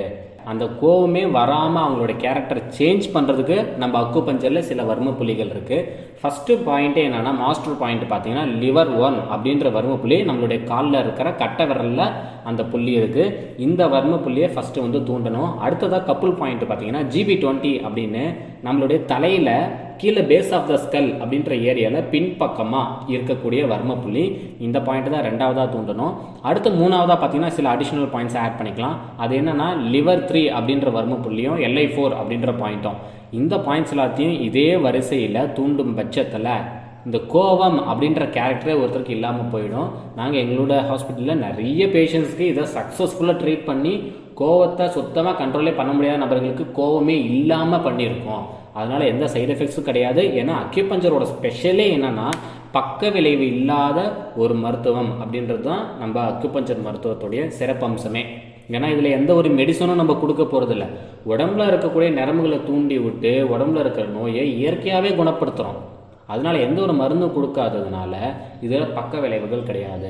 இந்த பாயிண்ட்ஸ் எல்லாத்தையும் என்ன மெத்தடில் பயன்படுத்தணும் அப்படின்னா, பைலேட்டரில் உடம்புல 2 பக்கத்துலேயும் இந்த எல்லா வர்ம புள்ளிகளும் இருக்கும். 2 பக்கத்துலேயும் இருக்கக்கூடிய இந்த புள்ளிகளை செடேஷன் மெத்தடில் நீடில் பண்ணணும். அந்த நீடில் செலுத்தினதுக்கப்புறம் எவ்வளோ நேரம் நீடில்ஸ் அப்படியே இருக்கணும், அந்த வர்ம புள்ளி எவ்வளோ நேரம் தூண்டப்பட்டுக்கிட்டே இருக்கணும்னா 20 நிமிஷத்துக்கு அந்த பாயிண்ட் ஸ்டிமுலேட் ஆகிக்கிட்டே இருக்கணும். 20 நிமிஷம் கழிச்சு தான் நீடிலே ரிமூவ் பண்ணணும். இதுதான் இதுக்கான டெக்னிக். இப்போ நீங்கள் எப்படி உதாரணத்துக்கு கோவம் அப்படின்ற ஒரு எமோஷனுக்கு இந்த பாயிண்ட்ஸை பார்த்தீங்களோ, இதே மாதிரி நமக்கு இருக்கக்கூடிய அந்த 7 வகையான 7 கேட்டகரியில் இருக்கக்கூடிய உணர்ச்சிகளையும் நம்மளால் கட்டுப்படுத்திக்க முடியும். அதுக்கான வர்ம புள்ளிகளை முழு வகுப்பில் வந்து பார்ப்போம். இதை தாண்டி வெளியிலேருந்து நோய் கிருமி மூலியமாகவும் நம்ம உடம்பு பாதிக்குது இல்லையா, அந்த நோய் கிருமிகளுக்கு பேர் அந்த காலத்தில் அக்யூபஞ்சரில் 6 ஈவில்ஸ் 6 வகையான நோய் காரணிகள் அப்படின்னு சொன்னாங்க. ஈவில்ஸ் அப்படின்னா பேய் கிடையாது, நோய் காரணியை தான் ஈவில்ஸ்ன்னு சொல்லியிருக்காங்க. அதாவது அந்த காலத்தில் இருக்கக்கூடிய நோய் காரணிகள், அதாவது கிருமிகள், வைரஸு, பாக்டீரியா, ஃபங்கஸ், பேராசைட்ஸை அந்த காலத்தில் அப்படி பேர் வச்சு சொல்லாமல் அதனுடைய தன்மையை வச்சு சில நோய் கிருமிகள் என்ன பண்ணும், உடம்புல வெப்பத்தை அதிகமாக உருவாக்கும், வெப்பத்தில் தான் அது வாழும். ஒரு சில நோய் கிருமிகள் ஈரப்பதத்தை தான் அதிகமாக உடம்புல உருவாக்கும், அந்த ஈரப்பதத்தில் தான் அது உயிர் வாழவும் முடியும். ஒரு சில நோய் கிருமிகள் உடம்புல குளிர்ச்சியை தான் அதிகமாக உருவாக்கும். அந்த குளிர்ச்சியில் தான் அதுவும் வந்து இனப்பெருக்கம் பண்ண முடியும். இந்த மாதிரி அந்த நோய் கிருமியோடைய தன்மையை வச்சு வெறும் 6 கேட்டகரியை பிரித்து வச்சாங்க. ஏன்னா அந்த காலத்தில் மைக்ரோஸ்கோப் அதெல்லாம் இல்லை இல்லையா, அதனால் அந்த காலத்தில் இருந்த நோய் கிருமிகளை கண்ணால் பார்த்தோ அதுக்கு பேர் வச்சோ கண்டுபிடிக்கல. அதனுடைய தன்மையை பொறுத்து அதனால் ஏற்படக்கூடிய நோய்களுடைய தன்மையை பொறுத்தும் அதை 6 கேட்டகரியாக பிரித்தாங்க. அதுதான் 6 விதமான நோய் காரணிகள். இந்த 6 விதமான நோய் காரணிகளில் உதாரணத்துக்கு 1 நம்ம உடம்புல குளிர்ச்சியை மட்டுமே அதிகமாக உருவாக்கக்கூடிய நோய் காரணிகள் இருக்குது. அதுக்கு பேர் கோல்டு பேத்தோஜன் அப்படின்னு வந்து சொல்லுவாங்க. அந்த கோல்டு பேத்தோஜன் உடம்புக்குள்ளே வந்துருச்சுன்னா இதனால் என்னெல்லாம் அறிகுறிகள் ஏற்படும் பார்த்தீங்கன்னா, ஒருத்தருக்கு தீவிரமான தலைவலி, தாங்க முடியாத தலைவலி ஏற்படலாம், கண்ணு வலி சிவியராக ஏற்படலாம், கண்ணுலேருந்து தண்ணி தானாக வடியுது அப்படின்ற அறிகுறி ஏற்படலாம், காது வலி தாங்க முடியாத காது வலி ஏற்படலாம், மூக்குலேருந்து சளி வந்து அப்படியே வெள்ளை கலரில் தண்ணி மாதிரி ஒழுவலாம், சில பேருக்கு வயிறு வலி தாங்க முடியாத வயிறு வலி ஏற்படும், சில பேருக்கு அல்லை பகுதியில் தாங்க முடியாத வலி ஏற்படும், சில பேருக்கு அடிவயிற்று பகுதியில் தாங்க முடியாத வலி ஏற்படும், சில பேருக்கு உடம்புல அங்கங்கே தசைப்பிடிப்பு ஏற்பட்டு மசில்ஸ் வந்து டைட் ஆயிரும், அந்த இடத்துல சிவியராக தாங்க முடியாத ஒரு வலி வரும், கை கால் அசைச்சாலே வலிக்குது அப்படின்னு சொல்லுவாங்க. சில பேருக்கு பார்த்தீங்கன்னா யூரின் வந்து ரொம்ப அதிகமாக போகும். இன்னும் ஒரு சில பேருக்கு பார்த்தீங்கன்னா அப்படியே வயிற்றுப்போக்காக போகும், லூஸ் மோஷன் சொல்கிறோம் இல்லையா, அந்த லூஸ் மோஷன் சொல்லக்கூடிய டயரியா வயிற்றுப்போக்காக போய்கிட்டே இருக்கும். இது எல்லாமே கோல்டு அப்படின்னு சொல்லக்கூடிய நோய் கிருமிகளுடைய அறிகுறிகள். அதாவது உடம்புல அதிகமாக குளிர்ச்சியை ஏற்படுத்தி குளிர்ச்சியில் மட்டுமே வாழக்கூடிய நோய் கிருமிகளுக்கு பேர் தான் கோல்டு பேத்தோஜன் அக்யூபஞ்சரில் வச்சுருக்காங்க. அந்த நோய் கிருமி வந்து பாக்டீரியாவாக இருக்கலாம், வைரஸாக இருக்கலாம், பேராசைட்ஸ், ஃபங்கை எதுவாக வேணாலும் இருக்கலாம். உடம்புல அதை குளிர்ச்சி அதிகமாக உருவாக்குறதுனால இந்த மாதிரியான அறிகுறிகள் தான் பெரும்பாலும் உருவாகும். சரி, இப்படி ஒரு வேளை அறிகுறிகள் உங்களில் யாருக்காவது இருக்குது அப்படின்னா அதை சரி செய்யறதுக்கான வர்ம புள்ளிகள் அக்யூபஞ்சர் பாயிண்ட்ஸ் என்னன்னு பார்த்தீங்கன்னா, ஃபஸ்ட்டு மாஸ்டர் பாயிண்ட்டு K10 அப்படின்னு சொல்லக்கூடிய இதுதான் ஃபஸ்ட்டு மாஸ்டர் பாயிண்ட்டு குளிர்ச்சியை வெளியேற்றுறதுக்கு. அடுத்ததாக கப்புள் பாயிண்ட் என்னன்னு பார்த்தீங்கன்னா GB25 அப்படின்ற வர்ம புள்ளியை தான் ஸ்டிமுலேட் பண்ணுவோம். அடுத்து 3ஆவதாக பார்த்தீங்கன்னா சில அடிஷ்னல் பாயிண்ட்ஸ் ஆட் பண்ணிக்கலாம். அது என்னென்னு பார்த்தீங்கன்னா, அந்த பாதிக்கப்பட்ட உறுப்பில் இருக்கக்கூடிய ஹீ ஷீ அப்படின்னு சொல்லக்கூடிய ஒரு கேட்டகரியில் இருக்கிற பாயிண்ட்ஸ், எந்த உறுப்பு பாதிக்கப்பட்டிருக்குன்னு பார்த்து அதனுடைய ஹீ ஷீ பாயிண்ட்டை பயன்படுத்தணும். இந்த எல்லா பாயிண்ட்ஸுமே என்ன பண்ணணும் அப்படின்னா, பைலேட்டரில் 2 பக்கத்துலையும் செடேஷன் மெத்தடில் நீடில் பண்ணி 20 நிமிஷம் அந்த நீடில் அப்படியே வச்சுருக்கணும். அது மேலேயே நீடில் இருக்கவே ஹாட் மாக்சிபூஷன், நல்லா சூடு தெரிகிற அளவுக்கு மாக்சிபூஷன் சிகிச்சையும் 20 நிமிஷத்துக்கு பண்ணணும். இதுதான் இதுக்கான ட்ரீட்மெண்ட் டெக்னிக். இப்படி பண்ணுறது மூலிமா இந்த கோல்டு அப்படின்ற நோய் காரணி உடம்புலேருந்து வெளியேறிடும், அதனுடைய அறிகுறிகளும் சரியாயிடும். இந்த மாதிரி 6 வகையான நோய் காரணிகள் நோய் கிருமிகளுக்கும், இது எந்த பேரில் எத்தனை வருஷம் கழித்து என்ன வைரஸ் பாக்டீரியா இருந்தாலும் சரி, எல்லாமே இந்த 6 வகையான நோய் காரணிகளுக்குள்ள அடங்கும். அது எல்லாத்துக்குமே சிகிச்சை எப்படி பண்ணணும், தீர்வு என்ன, அதனுடைய அறிகுறிகள் எப்படி வெளிப்படும் அப்படின்ற விஷயத்தையும் முழு வகுப்பில் பார்ப்போம். சரி, இந்த நோயெல்லாம் உருவாகுது, இது சரி செய்கிறோம் அப்படின்னா அந்த நோய் எந்த உறுப்பு சார்ந்தது அப்படின்னு கண்டுபிடிச்சா திரும்ப நோய் வராமல் நம்ம பாதுகாக்க முடியும். அப்போது ஒவ்வொரு உள்ளுறுப்புகளுடைய ஃபங்க்ஷன்ஸும் தெரியணும். ஒவ்வொரு ஆர்கனும் உடம்புல என்ன வேலை பார்க்குதுன்னு தெரிஞ்சால் தானே அதனால் என்ன நோய் உருவாகும் அப்படின்றது தெரியும். அந்த மாதிரி பார்த்தீங்கன்னா கிட்னின்ற ஒரு உறுப்புடைய ஃபங்க்ஷன்ஸ் என்னெல்லாம் பண்ணுது அப்படின்னா, சாதாரண நமக்கு எல்லாருக்குமே தெரிஞ்ச மாதிரி நம்ம உடம்புல இருக்கிற ரத்தத்தை சுத்திகரிக்குது, பிளட்டை பியூரிஃபை பண்ணி பிளட்டில் இருக்கிற எல்லா டாக்ஸிக்குமே பிரித்து எடுத்து வெளியில் யூரினாக வெளியே அனுப்புது. அந்த யூரினை ஸ்டோர் பண்ணக்கூடிய வேலையை பண்ணுறது யாருன்னா பிளாடர், அதாவது யூரினரி பிளாடர்ன்ற சிறுநீர் பயின்ற உறுப்பு தான் அந்த யூரினை ஸ்டோர் பண்ணி வெளியேற்றுது. அதுக்கு கிட்னி சப்போர்ட் பண்ணுது. அடுத்தது பார்த்தீங்கன்னா அக்யூபஞ்சர் கான்செப்டில் நம்ம உடம்புடைய மூலாதார சக்தின்னு சொல்லக்கூடிய எசன்ஸ் அப்படின்ற சக்தியும் இதுதான் ஸ்டோர் பண்ணி வச்சிருக்கு. அடுத்ததாக பார்த்தீங்கன்னா நம்ம உடம்புடைய வெப்பம் குளிர்ச்சி இது ரெண்டையும் பராமரிக்கிறதையும் இந்த கிட்னி தான் செய்யுது. அடுத்ததாக பார்த்தீங்கன்னா நம்ம உடம்புல இருக்கிற எலும்பு, ஸ்பைனல் கார்டு, பிரெயின் இது எல்லாத்துக்குமே தேவையான கால்சியம் பொட்டாசியமையும் இந்த கிட்னி தான் கொடுக்குது. அடுத்ததாக பார்த்தீங்கன்னா லங்ஸுக்கு இது சப்போர்ட் பண்ணி நல்ல சுவாசத்தை ஆழமாக எடுக்கிறதுக்கு உதவி பண்ணுது. அடுத்ததாக பார்த்தீங்கன்னா காதை பராமரிக்குது, அப்புறம் காது கேட்கும் திறனையும் பராமரிக்குது. ஒருவேளை இதை செய்யலைன்னா காது சம்மந்தப்பட்ட அறிகுறிகள், காது இறைச்சல், காது வலி, காதில் சீல் வடிகிறது, இந்த மாதிரி நோய்கள் உருவாகலாம். காதே கேட்காம கூட போயிடலாம். இதெல்லாம் வராமல் காதை பராமரிக்கிற வேலையை கிட்னி தான் பண்ணுது. அடுத்ததாக பார்த்தீங்கன்னா லிவர் அப்படின்ற ஆர்கனோட சேர்ந்து நம்ம கை கால் விரல்களில் இருக்கக்கூடிய நெகம், அந்த நெயில்ஸையும் இதுதான் பராமரிக்குது. நெகத்தில் இன்ஃபெக்ஷன் வராமல், நெகம் உடையாமல், நெகத்துடைய கலர் சேஞ்ச் ஆகாமல் பராமரிக்கிறது கிட்னின்ற உறுப்பு தான். அடுத்து நம்மளுடைய தலைமுடி நீளமாகவும் நல்ல அடர்த்தியாக கருப்பாகவும் கருன்னு வளர்கிறதுக்கும் இந்த கிட்னி தான் வந்து சப்போர்ட் பண்ணுது. ஒருவேளை இது கிட்னி வந்து செய்யலை அப்படின்னா என்ன ஆகும், முடி ட்ரை ஆகும், உடஞ்சி விழுவும், முடி கொட்டும், முடி வந்து வேகமாக சின்ன வயசில் நரைக்கும், இந்த மாதிரி அறிகுறிகள்லாம் உருவாகும். அடுத்தது ஆண் உறுப்பு பெண் உறுப்பு, இந்த 2 உறுப்பையுமே பராமரிக்கிறதும் கிட்னி தான். அதை பராமரிக்கலாம் ஆண் உறுப்பு சம்மந்தப்பட்ட பிரச்சனைகளும் பெண் உறுப்பு சம்மந்தப்பட்ட பிரச்சனைகளும் உருவாகலாம். அடுத்ததாக பார்த்திங்கன்னா ஆண்களுக்கும் பெண்களுக்கும் விந்தணு அதாவது ஸ்பெர்ம் ப்ரொடக்ஷனையும் ஓவம் அண்டணுன்னு சொல்லக்கூடிய ஓவமுடைய ப்ரொடக்ஷனையும் பராமரிக்கிறது, அதை மெயின்டைன் பண்ணுறதும் கிட்னி தான். அப்போ ஆண்களுக்கு வந்து பார்த்திங்கன்னா விந்தணு குறைபாடு ஏற்படுறதும், இல்லை பெண்களுக்கு வந்து அண்டணு வந்து சரியாக வந்து ரப்சர் ஆக மாட்டேது, ஓவம் வந்து ரிலீஸ் ஆக மாட்டேது அப்படின்னா இதுவும் கிட்னி தான் வந்து காரணம். அடுத்தது பெண்களுடைய மென்சுரேஷன் மாதவிடாய் போக்க பராமரிக்கிறதும் கிட்னி தான். அப்போ மாதவிடாய் சம்மந்தமான கோளாறுகள் வராமல் பாதுகாக்கிறதும் கிட்னியுடைய வேலை தான். அடுத்தது ப்ரெக்னென்சி, ஒரு வேளை வந்து பெண்கள் கன்சீவ் ஆகிட்டாங்க மேரேஜுக்கு அப்புறமா அப்படின்னா, கன்சீவ் ஆனதுக்கப்புறம் 9 மாதத்துக்கும் அந்த குழந்தை நல்ல ஆரோக்கியமாக கரு கலையாமல் நின்று வளர்ந்து நல்ல ஆரோக்கியமாக நார்மல் டெலிவரி ஆகணும்னா இந்த ஒட்டுமொத்த ப்ரெக்னன்சியுமே மெயின்டைன் பண்ணுறது கிட்னியுடைய வேலை தான். அடுத்ததாக மனதளவில் நம்மளுடைய வில் பவர்னு சொல்லக்கூடிய தைரியம், அதை வந்து பராமரிக்கிறதும் கிட்னி தான். சில பேர் பாருங்கள் எதுக்கு எடுத்தாலும் பயந்துப்பாங்க, எந்த வேலையுமே செய்ய மாட்டாங்க, ஒருத்தட்ட போய் பேசுகிறதுக்கு பயந்துப்பாங்க, தயங்குவாங்க. இந்த மாதிரி விஷயங்களை ஏற்படுற காரணம் கிட்னி வீக்காக இருக்குன்னு அர்த்தம். ஏன்னா கிட்னி தான் அந்த மனோநிலையை பராமரிக்குது.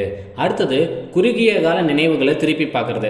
உதாரணத்துக்கு நேற்று என்ன பண்ணோம், நேற்று யாரை போய் பார்த்தோம், என்ன பேசணும், கொஞ்ச நேரத்துக்கு முன்னாடி பைக் சாவி எங்கே வச்சோம், ஃபோனு எங்கே வச்சோம், இந்த மாதிரி சின்ன சின்ன குறுகிய கால நினைவுகளை திரும்ப ஞாபகப்படுத்தி பார்க்கக்கூடிய அந்த தன்மையை பராமரிக்கிறதும், அதாவது ஷார்ட் டேர்ம் மெமரிஸை ரீகால் பண்ணக்கூடிய கெப்பாசிட்டியை மெயின்டைன் பண்ணுறதும் கிட்னி தான். அடுத்தது கரேஜ், அதாவது தைரியம், எந்த ஒரு விஷயத்துக்கும் ஒரு துணிச்சல் தைரியம் வேணும், அதை மெயின்டைன் பண்ணுறதும் கிட்னி தான். அடுத்து செல்ஃப் கான்ஃபிடென்ஸ்னு சொல்லக்கூடிய தன்னம்பிக்கை, எதையுமே நம்மளால் முடியும் அப்படின்னு தயக்கம் காட்டாமல் எந்த ஒரு விஷயத்தையும் எடுத்து செய்யக்கூடிய ஒரு மனோநிலையை பராமரிக்கிறதும் கிட்னி தான். இதில் பெரும்பாலும் இன்றைக்கி நிறைய பேருக்கு பொதுவாக இருக்கக்கூடிய ஒரு பிரச்சனை என்னென்னா, செல்ஃப் கான்ஃபிடென்ஸும் கம்மியாக இருக்குது, பயம் அப்படின்ற உணர்வும் அதிகமாக இருக்குது. அது ரெண்டையுமே சரி செய்யறதுக்கு நம்ம முழுக்க அக்யூபஞ்சரில் என்ன பண்ணணும்னா கிட்னியை தான் ஃபோக்கஸ் பண்ணி ட்ரீட்மெண்ட் பார்க்கணும். இது ஒவ்வொரு ஃபங்க்ஷன்ஸுக்கும் உண்டான வர்ம புள்ளிகள் என்னன்றதையும் அதனுடைய அக்யூபஞ்சர் பாயிண்ட்ஸு அதை எப்படி ஸ்டிமுலேட் பண்ணுன்ற விஷயத்தையும் நம்மளுடைய முழு வகுப்பில் வந்து பார்ப்போம். அடுத்ததாக பார்த்தீங்கன்னா அக்குபஞ்சரில் ரொம்ப ஸ்பெஷலே என்னென்னு பார்த்தீங்கன்னா பரிசோதனை முறை தான், டயக்னோசிஸ் தான். இன்றைக்கி தான் வந்து எல்லா lab, scan, x-ray, biochemistry, blood ரிப்போர்ட்லேருந்து எல்லாமே வந்து கண்டுபிடிச்சி மாடர்னைஸ்டாக எந்த ஒரு நோயும் வந்து நம்ம வந்து கண்டுபிடிக்கிறோம், டயக்னோசிஸ் பண்ணுறோம். அந்த காலத்துலலாம் வந்து ஸ்கேன் எக்ஸ்ரேலாம் கிடையாத பட்சத்தில் அப்போ என்ன பண்ணாங்கன்னா நாக்கை பார்த்து, கண்ணை பார்த்து, அப்புறம் வந்து முகத்தை பார்த்து, நாடியை பார்த்து தான் டயக்னோசிஸ் பண்ணாங்க. நம்ம அக்யூபஞ்சர்லேயும் பார்த்தீங்கன்னா பல்ஸுக்கு ரொம்ப இம்பார்ட்டன்ஸ் கொடுத்துருக்காங்க. ஒரு குழந்தை வந்து எப்போ பிறக்க போகுது, அந்த குழந்தை கருவில் இருக்கிற குழந்தை ஆண் குழந்தையா பெண் குழந்தையா, ஒருத்தருக்கு ஒரு தீவிரமான நோய் வந்துருச்சு அப்படின்னா அது எந்த ஸ்டேஜில் இருக்குது, ஒரு உறுப்பில் கட்டி இருக்குன்னா அது சாதாரண கட்டியா இல்லை கேன்சர் கட்டியா, அதே மாதிரி ஒருத்தர் வந்து மரணத்துக்கு பக்கமாக இருக்காங்கன்னா இன்னும் எத்தனை நாளில் இறந்துருவாங்க, அவங்கள காப்பாற்ற முடியுமா, இல்லை வந்து அந்த லிமிட்டேஷனை தாண்டிட்டாங்களா, இந்த மாதிரி எல்லா விதமான நோய்கள் அதனுடைய தன்மையும் ஸ்கேன் பண்ணி பார்க்காம பல்ஸை பார்த்து கண்டுபிடிக்க முடியும் அப்படின்னு அந்த காலத்தில் அக்யூபஞ்சரில் கண்டுபிடிச்சி வச்சு இன்றைக்கி வரைக்கும் வேர்ல்டு ஃபுல்லாக பயன்படுத்திக்கிட்டு இருக்காங்க. இந்த பல்ஸில் பார்த்தீங்கன்னா 28 வகையான பல்ஸ் இருக்குது. அது ரொம்ப இன்டெப்த்தாக லாங் டேர்ம் கோர்சஸ் படிக்கும்போது வரும். இந்த ஷார்ட் டேர்ம் கோர்ஸான பேசிக்கில் என்ன பண்ணுறோம் அப்படின்னா நம்ம அடிப்படையாக 4 வகையான நாடி பரிசோதனை முறையை சொல்லி கொடுக்குறோம். அந்த 4 பல்சஸ் என்ன, ஒவ்வொரு ஏரியாலையும் என்ன அப்படி 4 விதமாக பல்ஸ் பார்க்க போகிறோம் அப்படின்னா rapid pulse, slow pulse, large pulse, small பல்ஸுன்னு இந்த 4 விதமான பல்சஸ் தான் நம்ம இந்த பேசிக் வகுப்பில் வந்து பார்க்க போகிறோம். ரேபிட் பல்ஸ்னால் என்னென்னு பார்த்தீங்கன்னா சாதாரணமாக 18 வயசு நிறைஞ்ச ஒரு நபருடைய பல்ஸ் எப்படி இருக்குன்னு பார்த்தீங்கன்னா ஒரு முழு சுவாசத்தில், அதாவது ஒரு டைம் மூச்சை உள்ளே இழுத்து வெளியே விடக்கூடிய அந்த டைம் இன்பிட்வீன் டைமுக்கு சாதாரணமாக 5 செகண்ட் ஆகும். அந்த 5 செகண்ட் டைமில் பல்ஸ் நீங்கள் பார்க்குறீங்க அப்படின்னா 5 டைம் வந்து பல்ஸ் துடிச்சிடணும். அப்படி துடிச்சிட்டா அந்த நபருடைய உடல் வந்து சாதாரணமாக இருக்குது, அவர் நார்மலாக ஹெல்த்தியாக இருக்காருன்னு அர்த்தம். ஒருவேளை 5 செகண்டில் பல்ஸ் பீட் வந்து 6 முறை துடிக்குது, வேகமாக இருக்குது அப்படின்னா அதை ரேபிட் பல்ஸ்ன்னு சொல்லுவோம். உடம்புல ஏதோ பாதிப்பு இருக்குதுன்னு அர்த்தம். அது எந்த உறுப்பில் இருக்கோ அதை பொறுத்து என்ன பாதிப்புன்னு நம்மளால் கண்டுபிடிக்க முடியும். இதே மாதிரி தான் ஸ்லோ பல்ஸுன்றது 5 செகண்டில் 5 முறை துடிக்கிறதுக்கு பதிலாக 4 டைம் தான் பல்ஸே துடிக்குது, ஸ்லோவாக இருக்குது அப்படின்னா இதை தான் ஸ்லோ பல்ஸுன்னு சொல்லுவோம். இந்த மாதிரி 4 பல்ஸும் என்ன, அது எப்படி பார்க்குறது அப்படின்றது நேரடி பயிற்சி வகுப்பில் முழுமையாக வந்து சொல்லி கொடுத்துருவோம். இந்த பல்ஸ் எந்த அளவுக்கு அக்கிபஞ்சரில் ரொம்ப இம்பார்ட்டன்ட்டுன்னு பார்த்தீங்கன்னா, உதாரணத்துக்கு வாமிட்டிங், வாந்தி எடுக்கக்கூடிய பிரச்சனையில் ஒருத்தர் வராரு உங்ககிட்ட, அந்த நபருக்கு இப்போ நம்ம முதல் பார்த்த ST36 அப்படின்ற புள்ளியை பயன்படுத்தலாம். ஏன்னா ஸ்டொமக்கு தான் எந்த உணவு சாப்பிட்டாலும் அரைச்சி கீழே சிறுகுடலுக்கு அனுப்பணும். ஸ்டொமக் தப்பாக வேலை பார்க்கும்போது தான் அது வாந்தியாக வெளியே தள்ளும். அப்போ என்ன பண்ணணும், ST36ன்ற இந்த புள்ளியை பயன்படுத்தலாம் தான் முத ஆரம்பத்தில் பார்த்தோம். இந்த புள்ளியை எப்படி தூண்டணும், நீடியில் பயன்படுத்தி தூண்டணுமா இல்லை மாக்சிபூஷன் பண்ணணுமா அப்படின்ற முறை ரொம்ப ரொம்ப இம்பார்ட்டன்ட். ஏன் அப்படின்னு பார்த்தீங்கன்னா, வாந்தி வர்றதுக்கு 2 விதமான காரணம் இருக்குது. வயிறு அதிகமாக சூடானாலும் வாமிட் வரும், வயிறு ரொம்ப குளிர்ச்சி ஆயிடுச்சு அப்படின்னாலும் வாமிட் வரும். 2 நாளையுமே வாமிட் வரலாம். இதை அறிகுறியை வச்சு கண்டுபிடிக்கிறது கொஞ்சம் சிரமம், ஆனால் பல்ஸில் ரொம்ப ஈஸியாக கண்டுபிடிச்சிடலாம். இந்த ஸ்டொமக்குன்ற இந்த ஆர்கனுடைய பல்ஸ் வந்து வலது கையில் நீங்கள் பார்க்கும்போது அந்த பல்ஸு ரேப்பிடாக இருக்குது அப்படின்னா அந்த நபருக்கு இரைப்பை அதிகமாக சூடாக இருக்குன்னு அர்த்தம். அப்போது ஸ்டொமக்குடைய பல்ஸு அந்த உறுப்புடைய நாடி வேகமாக துடிக்குதுன்னா இரைப்பை சூடாக இருக்குது, அதனால தான் வாந்தி வருதுன்னு அர்த்தம். அந்த சூடை கம்மி பண்ணுறதுக்கு என்ன பண்ணணும்னா நீடில் பயன்படுத்தி தான் ஹீட்டை கம்மி பண்ணணும். அது மட்டும் இல்லாமல் சூடான உணவுகள் எதுவும் சாப்பிடாதீங்க அப்படின்னு சொல்லி அனுப்பலாம். இதே ஒரு வேளை அதே ஸ்டொமக்குடைய பல்ஸு ரொம்ப வந்து ஸ்லோவாக இருக்குது, மெதுவாக தான் பல்ஸ் துடிக்குது அப்படின்னா கோல்டு அதிகமாக இருக்குது, இரைப்பையில் குளிர்ச்சி அதிகமாகி அதனால தான் வாந்தி வருதுன்னு அர்த்தம். அப்போ என்ன பண்ணணும், இதே புள்ளியை மாக்சிபூஷன் சிகிச்சை மூலியமாக தான் தூண்டணும். நீடில் பயன்படுத்தி குளிர்ச்சியை குறைக்க முடியாது. ஆனால் மாக்சிபூஷன் சிகிச்சையை பயன்படுத்தி இந்த புள்ளியில் வெப்பப்படுத்துறது மூலிமா ஸ்டொமக்கில் இருக்கிற கோல்டு தானாகவே சரியாயிடும், அந்த வாந்தி வரதும் நின்றுடும். இதோட சேர்த்து குளிர்ச்சியான உணவுகளை சாப்பிடாதீங்க, சாப்பிட்டா தொந்தரவு இன்னும் அதிகமாகும் அப்படின்னு பேஷண்ட்டுக்கு நம்மளால் சொல்லியும் அனுப்ப முடியும். இந்த அளவுக்கு ஒரு ட்ரீட்மெண்ட்டோடைய மெத்தடே நீடில் பண்ணணுமா மாக்ஸா பண்ணணுமான்றதையே நாடியை பார்த்து தான் நம்மளால் கண்டுபிடிக்க முடியும். இந்த அளவுக்கு எல்லா நோய்களுக்கும் பல்ஸை பார்த்து நம்மளால் அக்யூரேட்டாக ட்ரீட் பண்ண முடியும். அடுத்ததாக பார்த்தீங்கன்னா இதே மாதிரி டங் டயக்னோசிஸ், அதாவது நாக்கு பரிசோதனை முறையும் அக்கிபஞ்சரில் ரொம்ப ரொம்ப இம்பார்ட்டன்ட். நாக்கு பரிசோதனையில் சாதாரணமாக நம்ம அக்கிபஞ்சரில் 150 வகைக்கும் மேலே நாக்கு பரிசோதனை இருக்குது. நம்மளோட இந்த பேசிக் வகுப்பில் 23 வகையான அடிப்படை நாக்கு பரிசோதனையை தான் நம்ம இதில் வந்து பார்க்க போகிறோம். இந்த நாக்கு பரிசோதனையை பயன்படுத்தியுமே நோய்களுடைய தன்மையை கண்டுபிடிச்சி அதுக்கு ட்ரீட்மெண்ட் வந்து நம்மளால் சூஸ் பண்ண முடியும். சேம் அதே வாமிட்டிங்கிற இண்டிகேஷனே எடுத்துப்போம். எக்ஸாம்பிளுக்கு உதாரணத்துக்கு வாந்தி வரக்கூடிய ஒரு பேஷண்ட்டுக்கு அந்த வாந்தி வரதுக்கு காரணம் இரைப்பை சூடாயிடுச்சா இல்லை குளிர்ச்சி ஆயிடுச்சான்றதை எப்படி கண்டுபிடிக்கலாம். நாக்கு ஃபுல்லாக செவந்து போன மாதிரி இருக்குன்னா இரைப்பை அதிகமாக சூடாயிடுச்சு, அதனால தான் வாந்தி வருது அப்படின்னு அர்த்தம். அந்த சூடை கம்மி பண்ணுறதுக்கு என்ன பண்ணணும்னா நீடில் பயன்படுத்தி தான் ஹீட்டை கம்மி பண்ணணும். அது மட்டும் இல்லாமல் சூடான உணவுகள் எதுவும் சாப்பிடாதீங்க அப்படின்னு சொல்லி அனுப்பலாம். ஒருவேளை நாக்கு ஃபுல்லாக வெளுத்து போன மாதிரி பேல் கலரில் வெளுத்து போன மாதிரி இருக்குன்னா இரைப்பை அதிகமாக குளிர்ச்சி ஆயிடுச்சு, அதனால தான் வாந்தி வருதுன்னு அர்த்தம். அப்போது மாக்சிபூஷன் சிகிச்சையை பயன்படுத்தி தான் அந்த கோல்டை வெளியேற்றணும். இது மாதிரி ஒவ்வொரு நோய்களுக்கும் நாக்கு பரிசோதனையை பயன்படுத்தியும் அந்த நோயுடைய தன்மையை கண்டுபிடிச்சி நீடில் பண்ணணுமா மாக்ஸா பண்ணணுமான்றதையும் சூஸ் பண்ணி அதுக்கான பாயிண்ட்டையும் நம்மளால் சூஸ் பண்ணி சிகிச்சையை அளிக்க முடியும். அடுத்ததாக பார்த்தீங்கன்னா இந்த அக்குபஞ்சர் மருத்துவத்துக்கு 3 தத்துவம் இருக்குது. அந்த 3 தத்துவம் என்னென்னா, ஃபஸ்ட்டு இன்யாங் தத்துவம், அடுத்தது 5 எலமெண்ட்ஸ்ன்னு சொல்லக்கூடிய பஞ்சபூத தத்துவம், மூணாவதாக பார்த்தீங்கன்னா வைட்டல் சப்ஸ்டன்சஸ் அப்படின்னு சொல்லக்கூடிய முக்கியமான பொருட்களுக்கான தத்துவம். இதுதான் அக்கிபஞ்சரில் இருக்கிற 3 தத்துவம். இதில் முதல் தத்துவம் என்ன அப்படின்னு பார்த்தீங்கன்னா, நம்ம உடம்பே ஒட்டு மொத்தமாக 2 விதமான சக்தியினால் உருவானது தான். ஒன்று வந்து இன்னொன்று யாங்கு. இதை மருத்துவத்தில் எப்படி புரிஞ்சுக்கலாம் அப்படின்னா, நம்ம உடம்புல இருக்கக்கூடிய நரம்பு மண்டலம் தான் யாங்கு, நம்ம உடம்புல இருக்கக்கூடிய ஹார்மோனல் சிஸ்டம் தான் வந்து இன்னு. அப்போ ஒட்டுமொத்தமாக நம்ம உடம்பை இயக்கிறதே இந்த நியூரல் மெக்கானிசமும் ஹார்மோனல் மெக்கானிசம் தான் பார்த்தோம் ஸ்டார்டிங்கில். இந்த 2 மெக்கானிசத்தையும் தான் அக்குபஞ்சரில் இன் யாங் அப்படின்னு சொல்கிறாங்க. இதில் வரக்கூடிய பாதிப்புகளை வச்சு இன் யாங்னு 2 வகையாக பிரித்து உடம்புல இருக்கிற நோய்களை நம்மளால் ட்ரீட் பண்ண முடியும். இந்த பாதிப்புகளை இன் யாங்கில் எப்படி பிரிப்பாங்கன்னா 5 ஸ்டேஜாக பிரிப்பாங்க, 5 படிநிலைகளாக. அந்த 5 படிநிலைகளும் என்ன அப்படின்னு பார்த்தீங்கன்னா, ஒரு இரும்பலாகட்டும், காய்ச்சல், தலைவலி, இல்லை வந்து வயிற்றால போகுது, எதுவாக இருந்தாலும் சரி 3 நாளுக்குள்ளே உங்ககிட்ட சிகிச்சைக்கு வராருன்னா அவர் மைல்டு ஸ்டேஜில் உங்ககிட்ட வந்திருக்காருன்னு அர்த்தம். அப்போது அவர் ஸ்டேஜ் 1ல் இருக்கிற பேஷண்ட்டு. இவருக்கு என்ன மாதிரி ட்ரீட்மெண்ட் பார்க்கணும் அப்படின்றத இந்த இன்யாங் ஃபிலாசபி வச்சு தான் நம்மளால் முடிவு பண்ண முடியும். ஒருவேளை இதே மாதிரி ஒரு அறிகுறி ஏற்பட்டு அந்த நபர் 3 நாள் கழிச்சு தான் உங்ககிட்ட வராரு, அதாவது வித்தின் 1 மந்த், ஒரு மாதத்துக்கு உள்ளார தான், ஆனால் 3 நாளுக்கு மேலே ஆயிடுச்சு அந்த அறிகுறி அப்படின்னா இது மாட்ரேட் ஸ்டேஜ். அப்போ இவர் ஸ்டேஜ் 2ல் இருக்காருன்னு அர்த்தம். அடுத்ததான் 3வது ஸ்டேஜ் என்ன அப்படின்னு பார்த்தீங்கன்னா, ஒரு தலைவலி 1 மாதமாக இருக்குது அப்படின்னு சொல்லிட்டு ஒரு பேஷண்ட் உங்ககிட்ட வராருன்னா அப்போ 1 மாதம் ஆயிடுச்சுன்னு அர்த்தம். அப்போது அவர் என்ன ஆகிட்டாரு, கொஞ்சம் சிவியர் ஸ்டேஜுக்கு போயிட்டாரு அப்படின்னு அர்த்தம். இதை ஸ்டேஜ் 3ன்னு சொல்லுவோம். 1 மாதத்துலேருந்து 3 மாதத்துக்குள்ளே வரக்கூடிய அறிகுறிகள் எல்லாம் சிவியர் ஸ்டேஜ். இதே போல் தான் பார்த்தீங்கன்னா கிரிட்டிக்கல் ஸ்டேஜ் 4வது ஸ்டேஜ். இது எப்போ அப்படின்னா 3 மாதத்துலேருந்து 6 மாதத்துக்குள்ளே ஒரு பேஷண்ட் உங்ககிட்ட ஒரு அறிகுறியோடு வராரு அப்படின்னா அது கிரிட்டிக்கல் ஸ்டேஜ். இன்னும் சிவியராக போயிடுச்சு அப்படின்னா 6 மாதத்துக்கு மேலே தொடர்ந்து ஒரே நோயை உடம்புல தீவிரமாக இருக்குது அப்படின்னா எபோ 6 மந்த்ஸ் ஆயிடுச்சுன்னா அதை இன்டென்சிவ் ஸ்டேஜ் அப்படின்னு சொல்லுவாங்க. நீங்கள் நடைமுறையில் புரியுற மாதிரி சொல்லணும்னா ஐசியூக்கு கூட்டிகிட்டு போகிறாங்க இல்லையா, ஐசியூ வார்டில் பேஷண்ட் அட்மிட் பண்ணுறாங்கன்னா அவங்களே இந்த இன்டென்சிவ் அப்படின்னு சொல்லக்கூடிய ஸ்டேஜில் தான் வருவாங்க. இதுதான் 5th ஸ்டேஜ். இந்த மாதிரி ஒவ்வொரு நோயவும் இந்த 5 ஸ்டேஜை பிரித்து 5 ஸ்டேஜுக்கும் வித்தின் 5 மினிட்ஸில் நம்மளால் அது வந்ததுக்கான காரணம் என்னன்னு கண்டுபிடிச்சி அதனுடைய தன்மையை கண்டுபிடிச்சி அதுக்கான வர்ம புள்ளியை முடிவு பண்ணி அதை நம்மளால் ட்ரீட்மெண்ட் கொடுக்க முடியும் வெறும் 5 நிமிஷத்தில். அதை தான் இந்த இன்யாங்கிற தத்துவம் மூலிமா நம்ம பார்க்க போகிறோம். உதாரணத்துக்கு வீட்டில் இருக்கக்கூடிய ஒரு நபருக்கு வறட்டெருமல் இருக்குது அப்படின்னு சொல்லிகிட்டு இருக்காங்க. நேற்றுலேருந்து வறட்டெருமல் இருக்குதுன்னு வச்சுக்கோங்களேன். அப்போ இது என்ன ஸ்டேஜ்? ஸ்டேஜ் 1.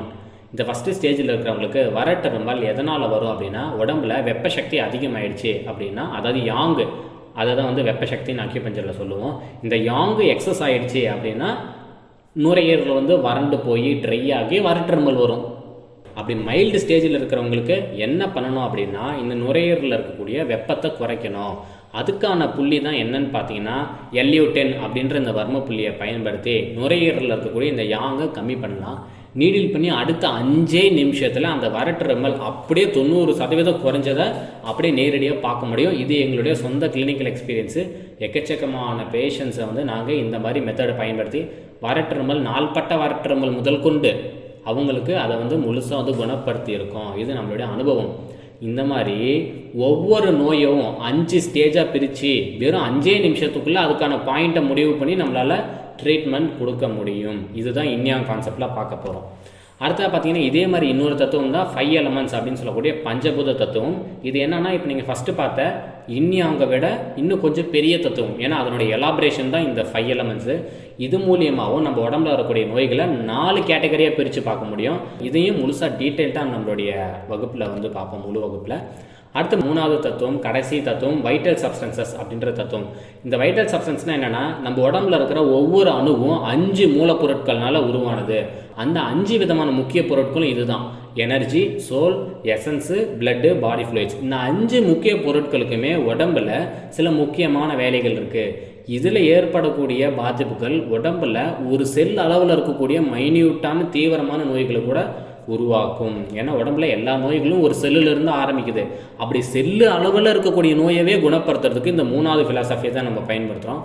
உதாரணத்துக்கு இந்த 5 முக்கிய பொருட்களில் உடம்புல பாடி ஃப்ளூயிட்ஸுன்ற இந்த ஒரு வைட்டல் சப்ஸ்டன்ஸோடைய ஃபங்க்ஷன்ஸ் என்ன அப்படின்னு பார்த்தீங்கன்னா, இவ்வளோ உறுப்புகளும் வறண்டு காஞ்சி போகாமல் அதில் ஈரத்தன்மையை எப்பவுமே மெயின்டைன் பண்ணிகிட்டு இருக்கிற வேலையை தான் இந்த பாடி ஃப்ளூயிட்ஸுன்ற இந்த ஒரு பொருள் பண்ணுது.